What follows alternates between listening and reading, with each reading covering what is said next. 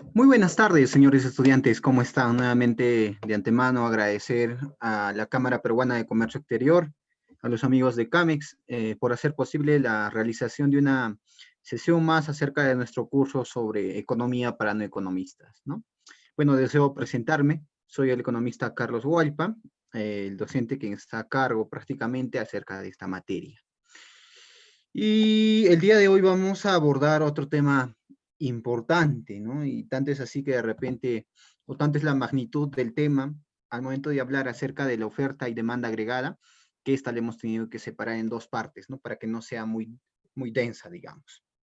El día de ayer habíamos hablado acerca de la oferta agregada, ¿no? De sus componentes, de su comportamiento, cómo es que ésta se suscita, en qué escenario se genera el tema de sus movimientos, perdón, de sus movimientos hacia la derecha o hacia la izquierda, acerca de su curva principalmente, ¿no? Y empezaremos de una vez para poder abordar en la prontitud del caso todos los temas que también comprenden no solo la oferta o demanda agregada, sino también el modelo de la oferta agregada y la demanda. ¿Ya?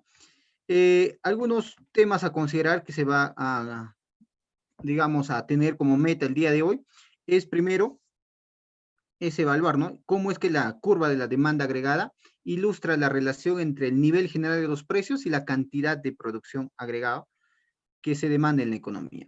Por el otro lado, de repente lo que se va a observar es cómo es que el modelo de oferta agregada y demanda agregada es utilizado para analizar, en este caso, ¿qué? Las fluctuaciones económicas. Y ojo, por favor, acá. Digamos, la aplicación de este modelo de la oferta agregada y demanda agregada va a centrarse principalmente para analizar la fluctuación económica. Cómo es que en este caso se está desarrollando la economía de un país, de una región o de una localidad en este caso, ¿no? En base más o menos a este modelo. Porque la sesión que el día de mañana vamos a desarrollar más estrictamente ya se va a pegar a evaluar sobre el ciclo económico, ¿no? Cómo analizar, cómo interpretar y todo ello.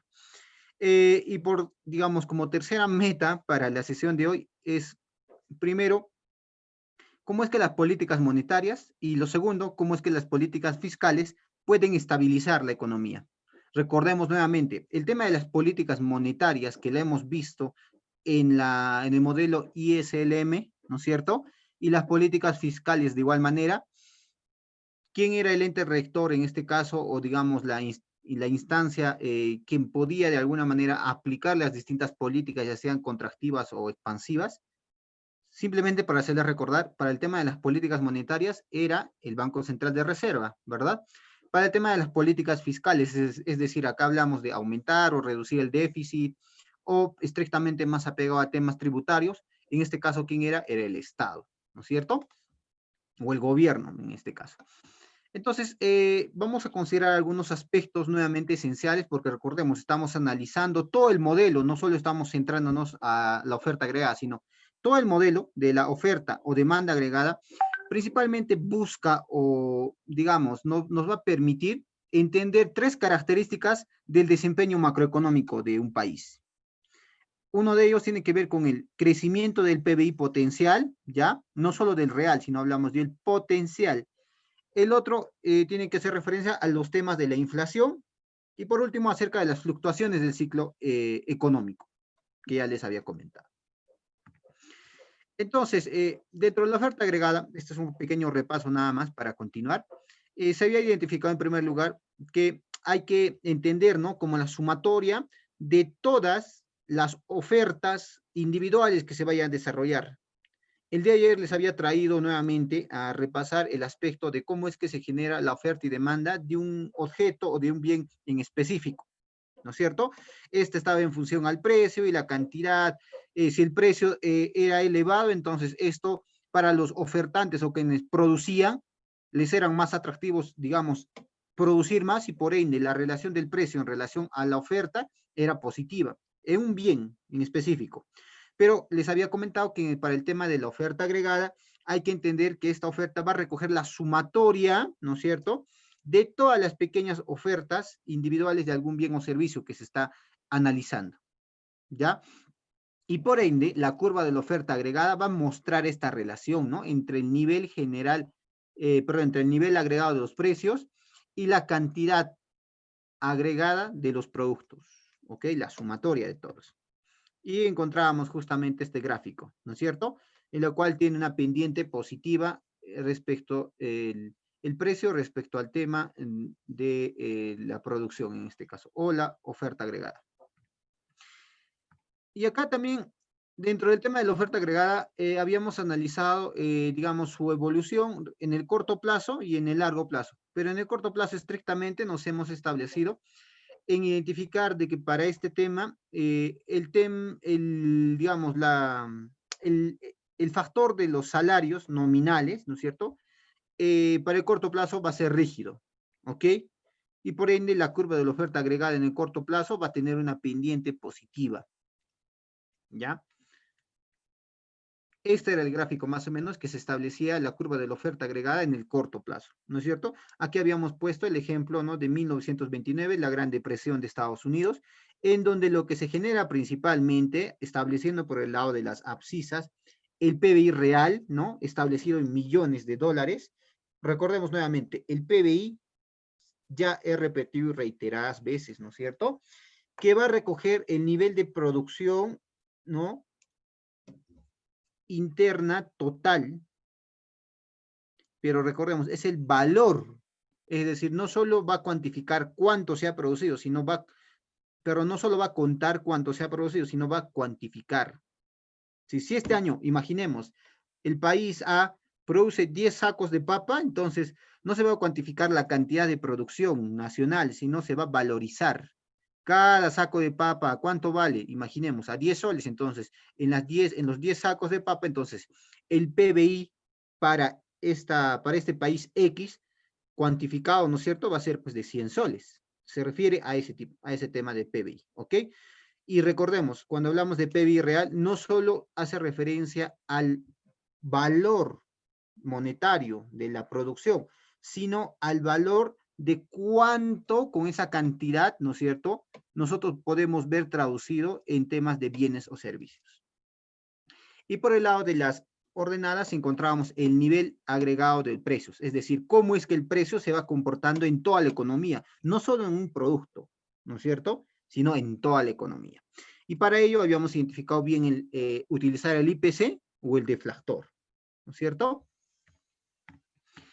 Respecto al tema del desplazamiento de la oferta agregada en el corto plazo, identificábamos que estos se suscitaban a través del cambio, ¿no?, a través del precio de la materia prima, los salarios, la productividad. Recordándoles nuevamente, dentro del tema de la oferta, por ejemplo, ¿quiénes, digamos, participan dentro de o son considerados como factores productivos? ¿Sí? ¿Qué factores se necesitan para producir algo? Y luego esa producción, ¿no?, de este ya bien o servicio final se va a ofertar. Recordábamos ahí el tema de la naturaleza, trabajo, ¿no?, capital y todo ello. Entonces, a este conjunto de factores productivos, ¿no?, que hemos empleado para producir un bien o servicio en específico, para el caso de la oferta agregada, vamos prácticamente pues, a nuevamente utilizar, pero recordando que va a ser la sumatoria del total de la oferta que se va a desarrollar en toda la economía. ¿Ok? Entonces, para el corto plazo, estos elementos, por ejemplo, el salario nominal, la productividad y el precio de las materias primas o demás, van a ocasionar cambios principalmente, ¿ya?, en la curva o en el desplazamiento de la oferta agregada. A ver, recordemos, estamos repasando simplemente de la sesión de ayer algunos aspectos, porque lo que vamos a considerar el día de hoy va a ser estrictamente acerca de la demanda agregada, ¿ya? Y bueno, a ver, entonces, hablando acerca de la curva de la oferta agregada a largo plazo, no vamos a centrarnos mucho tiempo porque ya eso lo hemos explicado, simplemente, digamos, lo que nos interesa es que para este caso va a surgir el PBI potencial. Esta columna que ustedes visualizan, ¿no?, que está de color medio naranja, medio ocre, representa prácticamente la curva de la oferta agregada, pero a largo plazo. Y es por eso que se le conoce como como el PBI potencial. ¿Qué quiere decir? que viene a ser un PBI en donde la economía está trabajando o está produciendo al máximo de su capacidad, donde el tema del desempleo, ¿no es cierto?, no se encuentra tema de desempleo porque todos están llegando a conseguir un trabajo, ¿ok? Es el escenario más óptimo si se podría desarrollar. Por eso es un PBI potencial. Y por el lado de las abscisas, nuevamente ahí encontramos, ¿no?, el tema del PBI real. Y acá lo que se suscita principalmente es que cuando se ocasiona una caída del nivel general de los precios, es decir, cuando el precio, ¿no?, en la economía existe una caída, esto lo que va a ocasionar en la curva de la oferta agregada a largo plazo, ¿ya? Es que hace que la cantidad de productos agregados ofrecidos, ¿no es cierto?, se mantenga en este lado constante en el largo plazo. Digamos, esta es la peculiaridad de analizar la curva de la oferta agregada a largo plazo, ¿ya? Y habíamos puesto el ejemplo acerca de Estados Unidos, ¿no? Acá hemos identificado su PBI real y su PBI potencial. El PBI real viene a estar prácticamente trazado por la línea negra y el PBI real por la línea azul. Y encontrábamos varios elementos. Este es el análisis de para Estados Unidos desde 1989 hasta el 2004, ¿no es cierto? Lo que hemos identificado principalmente es que también encontramos ciertos puntos de convergencia, ¿no? Acá encontramos lo que se llama como los productos potenciales, ¿no? Van a ser igual al PBI real, ya sea, por ejemplo, en 1990, o acá, por ejemplo, ¿no? Ahí está igualdad, en 1996, o por último, a inicios del 2001, es donde se ha encontrado esta igualdad entre el PBI potencial y el PBI real. Ya, digamos, han sido los escenarios más dables. Porque lo usual dentro de la evolución del PBI real es que exista, ¿no?, este tema ya sea de un exceso del PBI real respecto al potencial, o que el PBI potencial tenga un exceso sobre el real, ¿ya? Eso ya ustedes lo pueden revisar porque el día de ayer ya hemos explicado más detenidamente. Y ahora de lleno vamos a entrar, por favor, al tema de la demanda agregada. ¿Ya, señores? El asunto de la demanda agregada, tal cual como se ha explicado para el caso de la oferta, es tan simplemente de entender. En una demanda, obviamente, está más vinculada digamos, a las personas que van a ir al mercado a demandar un bien o servicio, ¿no es cierto? Y esta, digamos, si encontramos una vinculación respecto al tema del precio, se les había explicado de que la demanda en función al precio encuentra una relación inversa. ¿Qué quiere decir? Que estrictamente, imaginemos, ¿no? Les puse el ejemplo de las sandías, por ejemplo. Cuando, digamos, es temporada de sandía, ¿no es cierto? ¿Qué pasa con el precio de la sandía? Disminuye, ¿verdad? ¿Y por qué usualmente sucede este escenario? Porque de fondo lo que está ocurriendo principalmente es que existen muchos productores, por ser su temporada, ¿no es cierto? Existen muchos productores que están ofreciendo la sandía. Y por ende, el mercado, como ha llegado a un momento en donde existe mucha oferta de sandía, entonces la demanda de sandía, de repente va a ser elevada, pero si es que analizamos estrictamente desde el punto de vista de los demandantes y de los que vamos a comprar la sandía, identificamos de que el precio va a ser bajo, ¿no es cierto? El precio de la sandía en su temporada es bajo, porque existen muchos ofertantes. Pero el precio de la sandía digamos, en un mes que no es su temporada, obviamente por la escasez del producto, ¿no? El precio se va a elevar.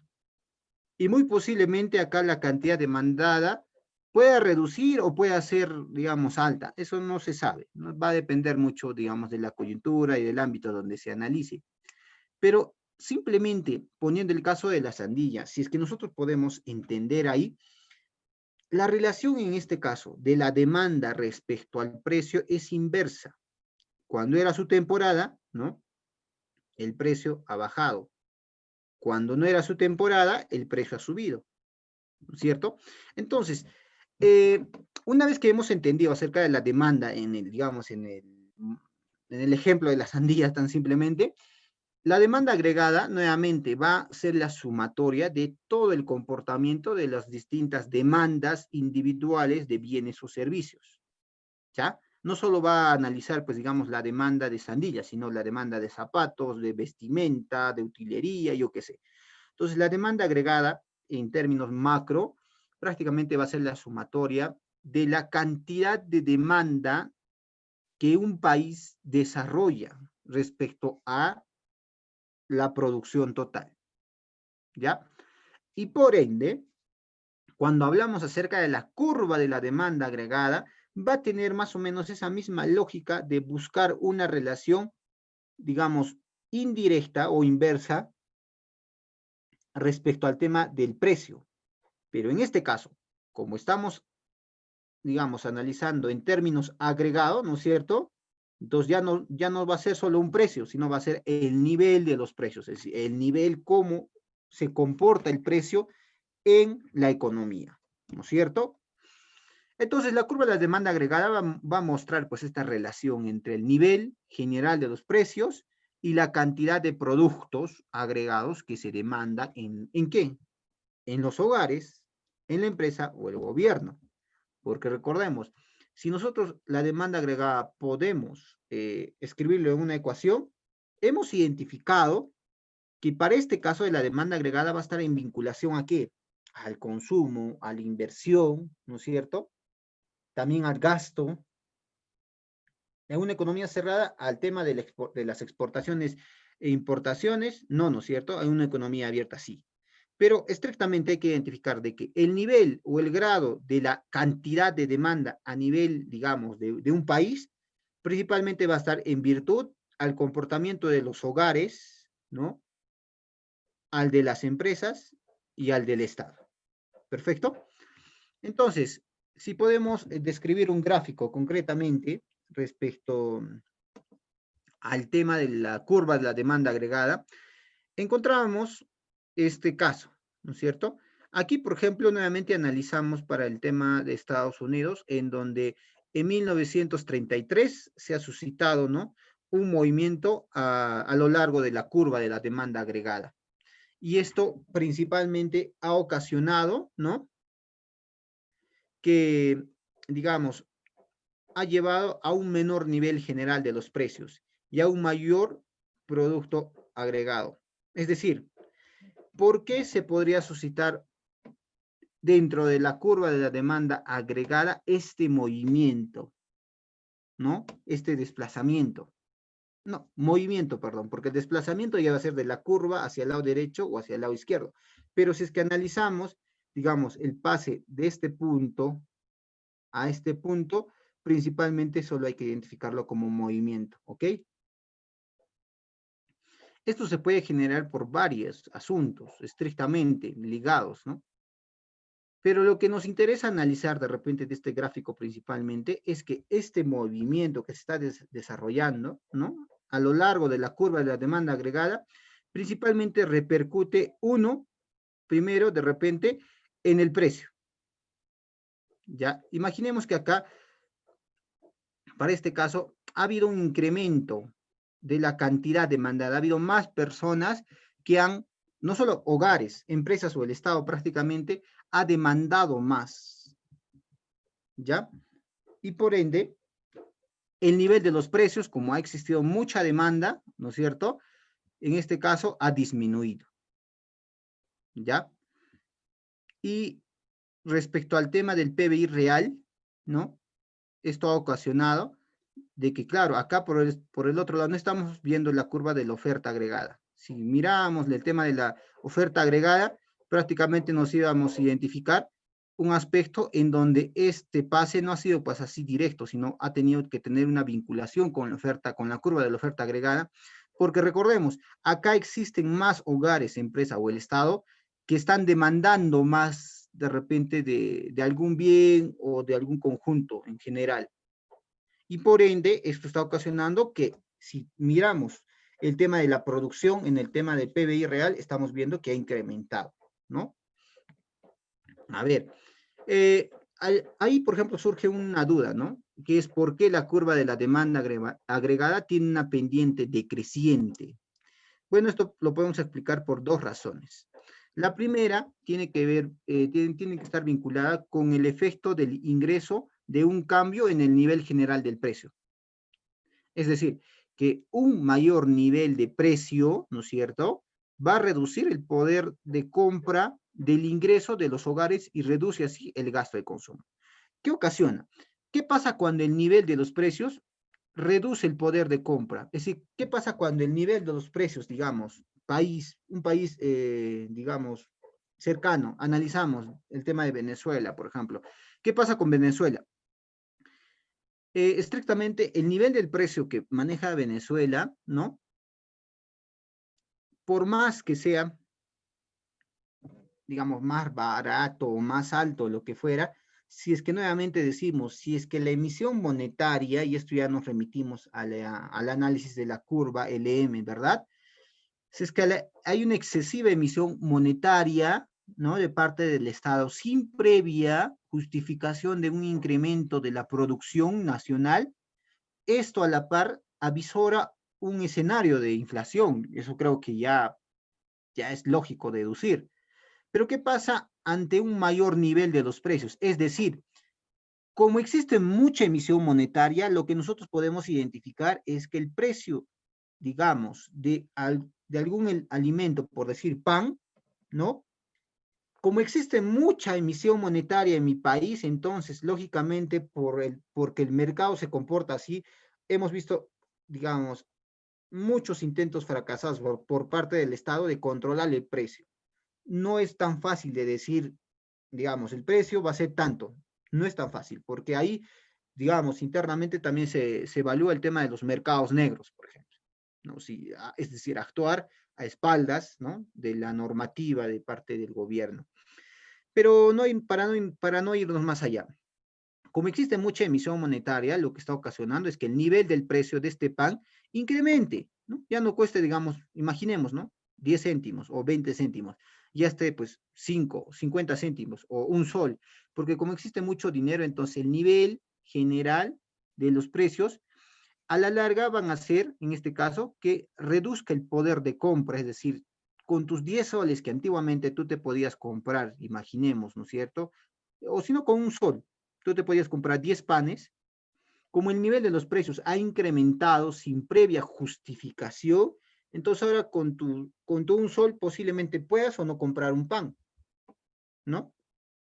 Y esto a la par hace que reduzca el gasto de consumo, claro, porque no es que las personas no quieran consumir, sino es que su poder de compra de esta moneda va a perder, pues, digamos, de algún respaldo, va a poder perder esta capacidad de compra. Y lo segundo tiene que ver con el efecto de la tasa de interés, ¿no? De un cambio en el nivel general de los precios. Es decir, un mayor nivel de precios, ¿no es cierto?, va a reducir el poder de compra de digamos, de las tenencias de dinero en los hogares. Claro, llevando a un aumento de la tasa de interés y una caída tanto del gasto e inversión como en consumo.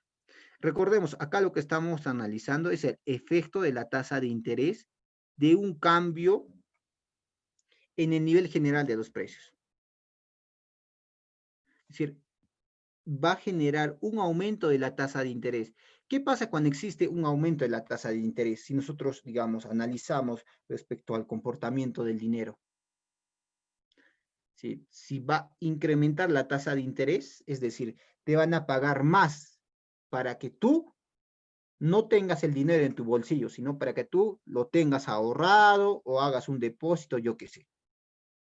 Te van a pagar más, entonces. Si te van a pagar más, esto hace que tú prefieras tener tu dinero en una entidad bancaria o financiera y no tener, pues, directamente el dinero en tu mano. Y esto lo que va a ocasionar, primero, es una caída, ¿no?, en el tema de la inversión y por último también el consumo. Digamos, son algunos motivos o razones por los cuales se explica que la curva de la demanda agregada tiene pendiente decreciente, ¿ok? ¿Y cuándo se podría desarrollar un desplazamiento de la curva de la demanda agregada? Bueno, también existen, ¿no?, digamos, escenarios. Uno tiene que ser con el tema de las expectativas, por ejemplo, el comportamiento de los shocks, ¿no? Del tema de las estanflaciones, por ejemplo, del shock de la oferta, del shock de la demanda. El otro tiene que ver con el tema de la riqueza, por ejemplo, ¿no? La riqueza estrictamente, o el tema del avance de la tecnología, yo qué sé. Y por último, el tema del stock de capital físico, ¿no? Hay que entender que a su vez, ¿no? Los hacedores de las políticas pueden utilizar para estos escenarios que se vayan a generar las políticas fiscales y las políticas monetarias, que nuevamente son establecidas o reguladas principalmente por dos entidades, digamos, principales, ¿no? Que viene a ser, primero, para el tema de las políticas fiscales, directamente el gobierno, ¿verdad? Y para las políticas monetarias encontramos ahí al Banco Central de Reserva.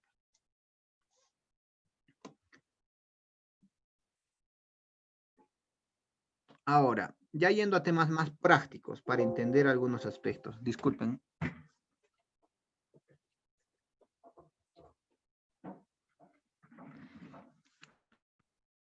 Principalmente es el cambio de la curva de la demanda agregada y cómo es que se deja para este caso para el lado de la derecha, ¿no? Es importante, nuevamente, por favor, centrar de que todo parte de un punto inicial. ¿Ya? Este es el punto sub cero. ¿Ya? Aquí encontramos primero un PBI real sub cero ante un nivel general de los precios, ¿no es cierto? Y la producción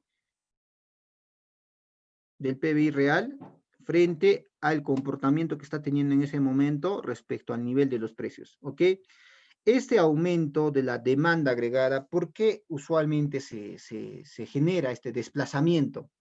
Recordemos, el anterior era un movimiento, es decir, se hacía en función a esta curva de la demanda agregada. Pero lo que estamos viendo acá es que toda la curva se está desplazando, por ende no es movimiento, sino es un desplazamiento, ¿ok?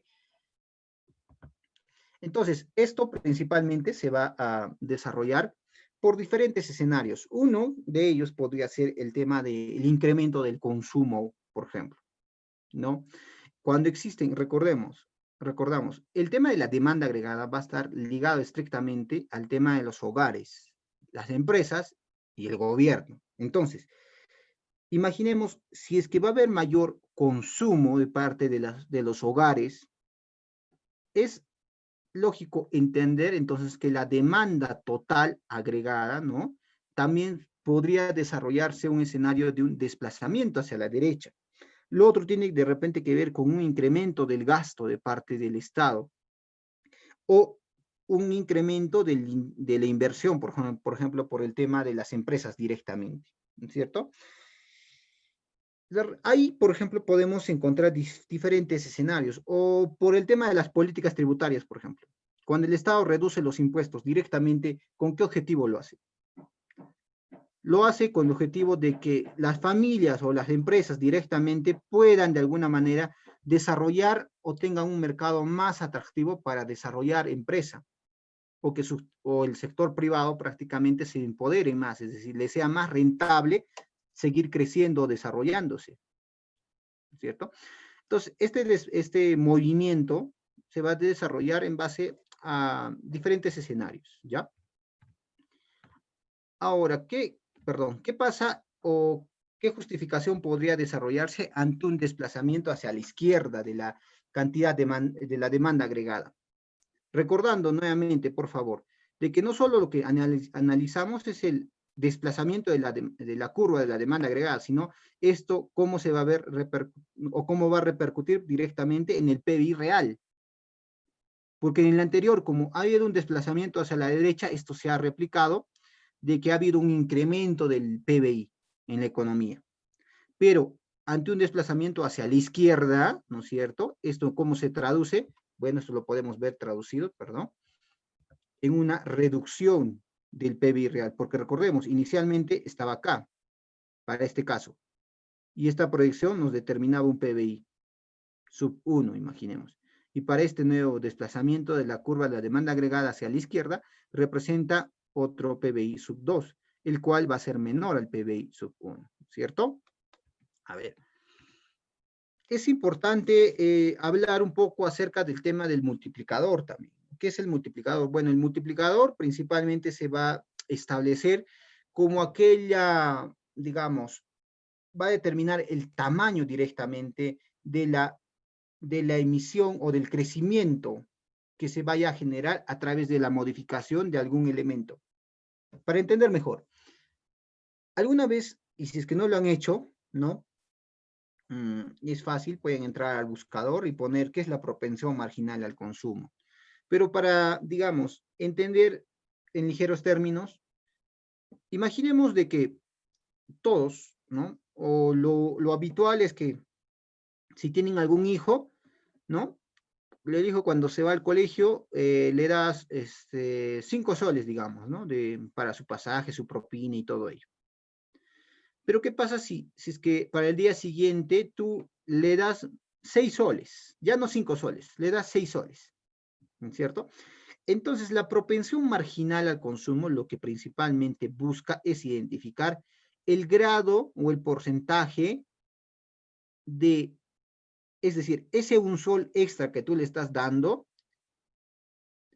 cuánto lo va a destinar a consumo y cuánto lo puede destinar ya sea a ahorro o a inversión o lo que fuera.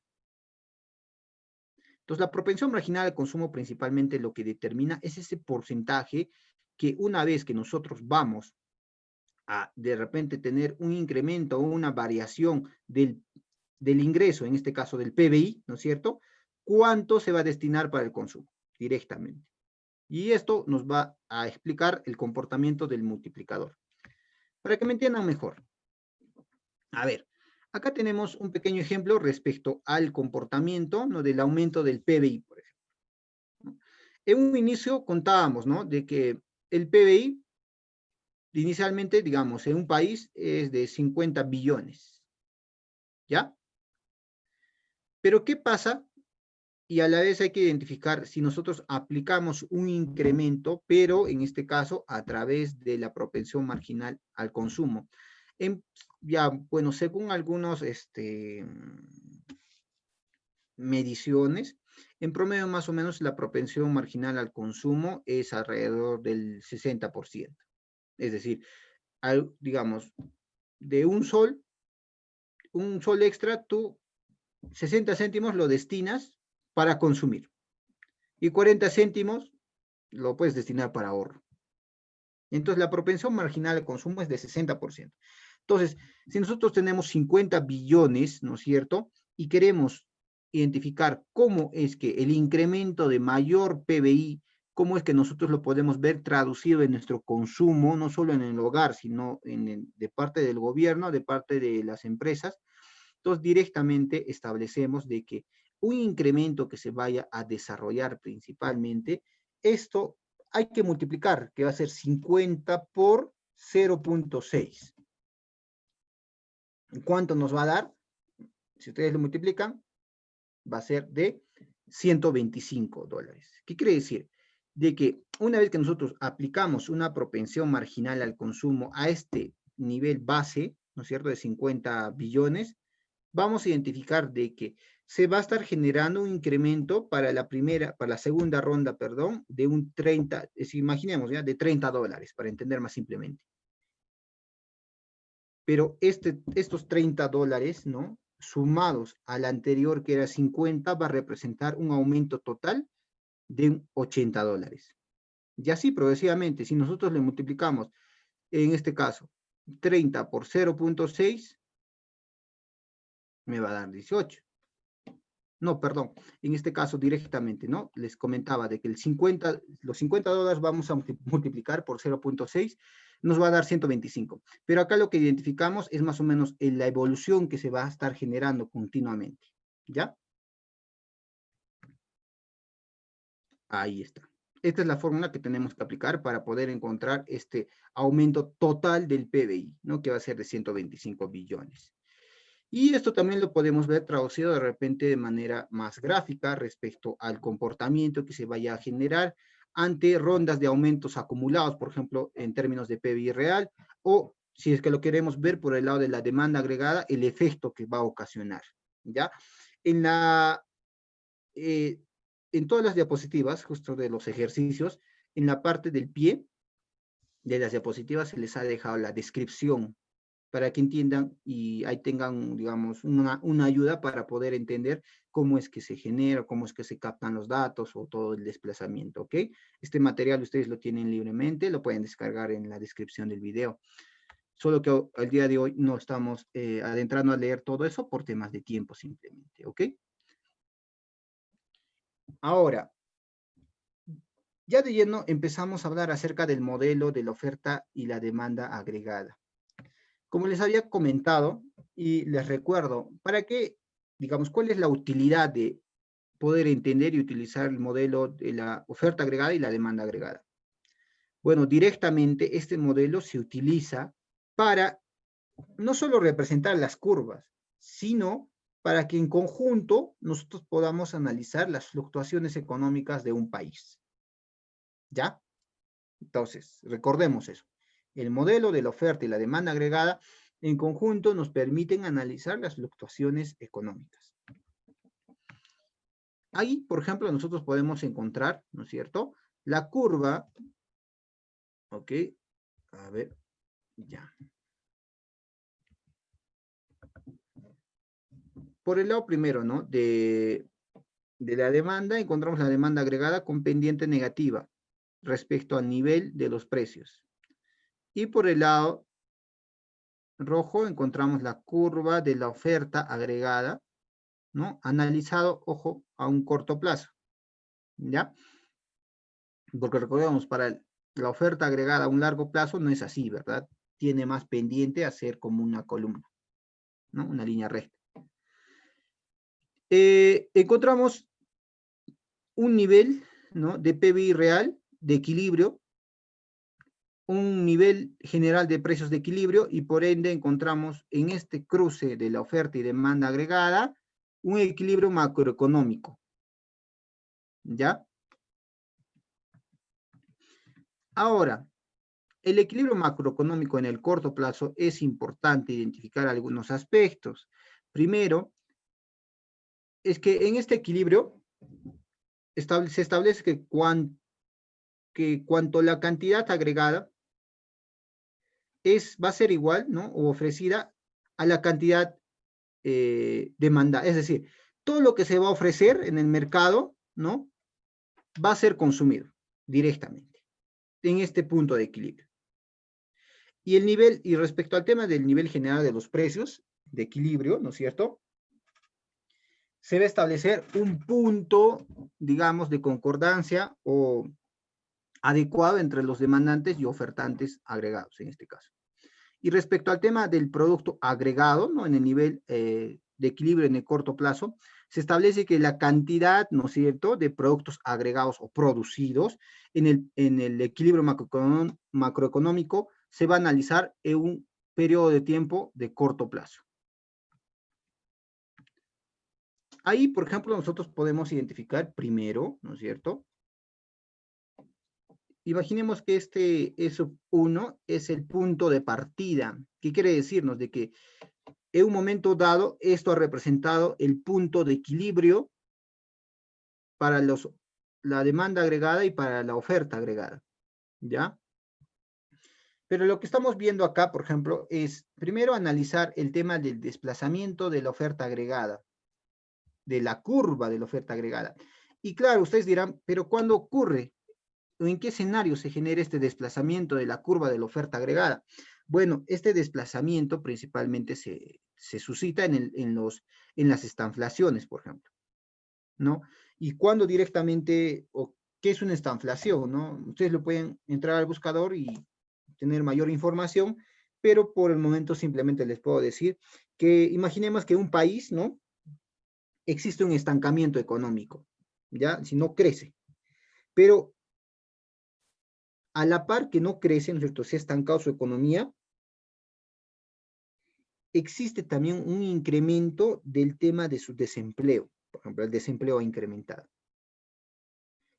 Y también hay que entender que la estanflación va a ser la combinación entre la inflación y la caída de la producción agregada, de los productos agregados. Es decir, es un escenario totalmente negativo para cualquier economía. ¿Ya? Entonces, si se ha suscitado un shock de la oferta, ¿no es cierto?, en la oferta agregada,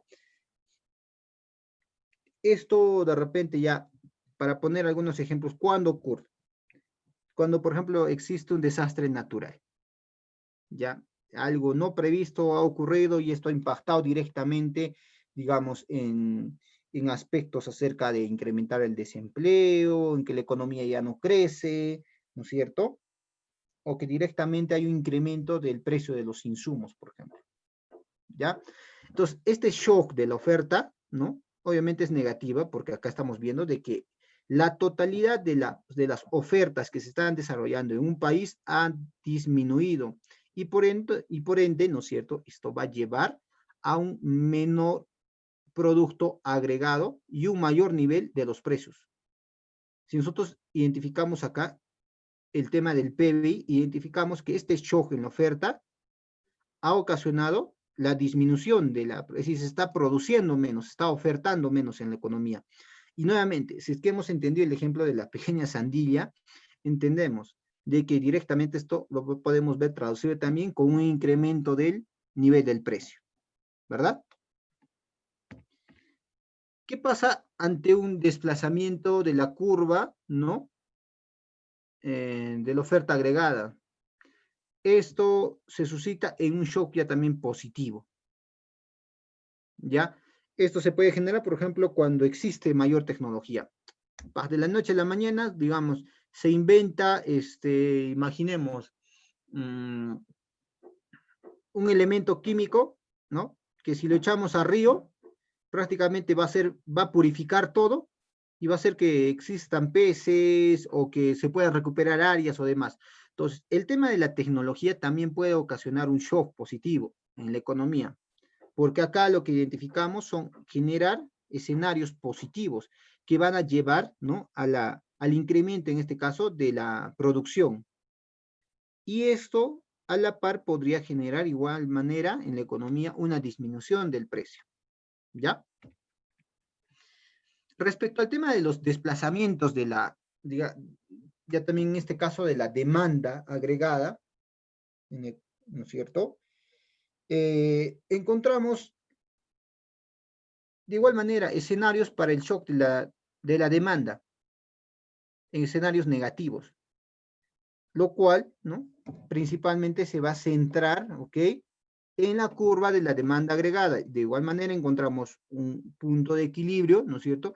Pero ante este shock que se ha suscitado en la demanda agregada, lo que encontramos en primer lugar es que esto genera un desplazamiento de la curva de la demanda agregada, con tendencia al punto de origen.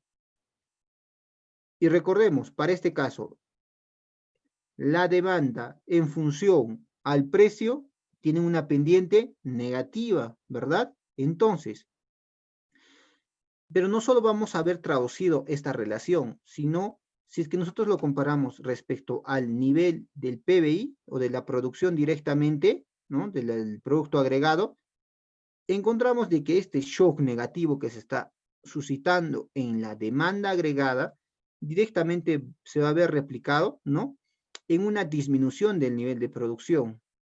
Y esto también se puede ver traducido en una disminución del precio. ¿Ok?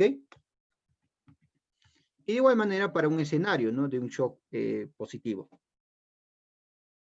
Recordemos nuevamente, lo que estamos viendo acá es una oferta agregada que no se va a modificar, es decir, se va a seguir produciendo o se va a seguir ofertando tal cual. Lo único que está viendo, digamos, o el escenario que estamos tratando de desarrollar es el desplazamiento de la curva de la demanda agregada ante, en este caso, el shock positivo. ¿Ok? Y si es que hablamos acerca del equilibrio macroeconómico, ¿no es cierto?, en el largo plazo, bueno, esto ya aborda otros aspectos más, digamos, más complejos, porque recordemos, para este caso, se va a traer a pie de que el equilibrio macroeconómico, si es que lo analizamos en el largo plazo, va a constar de una oferta agregada a largo plazo.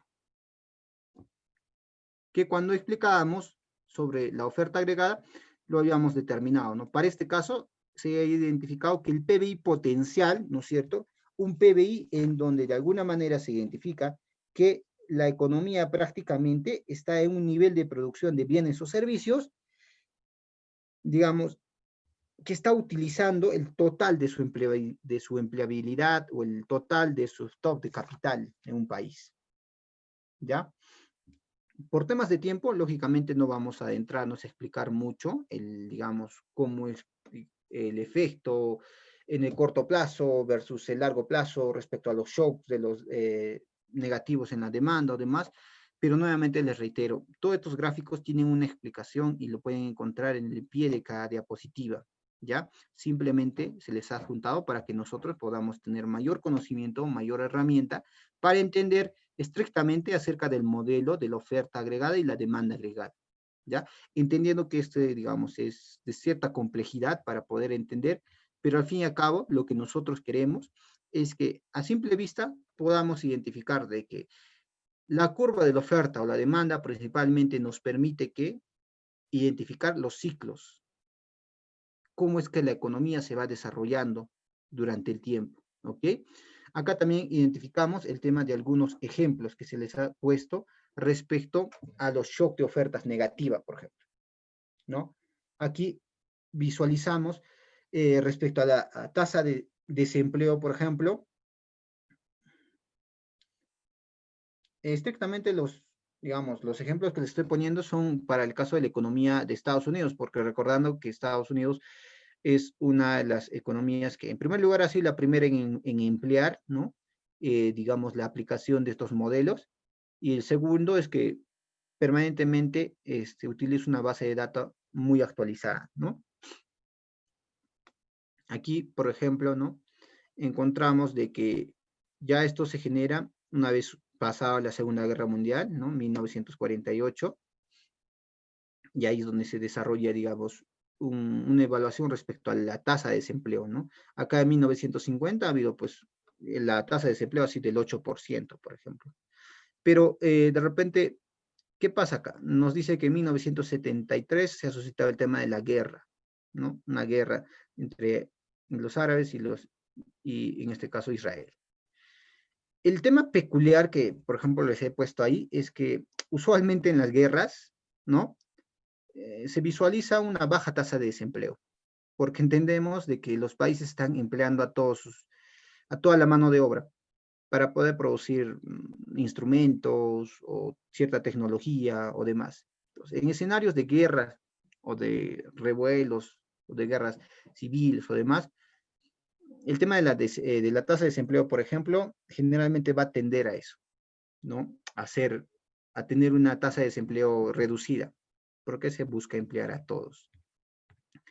Acá también encontramos un poco acerca de las políticas. Recordemos, para las políticas macroeconómicas, si hablamos de las políticas fiscales netamente, encontramos de que para este caso se generaban a través de la intervención de parte del gobierno. Directamente él lo podía desarrollar a través de un aumento, una disminución de los impuestos sobre el consumo, ¿no? O lo otro era respecto a la variación del incremento o la disminución del nivel de gasto que desarrollaba, ¿cierto?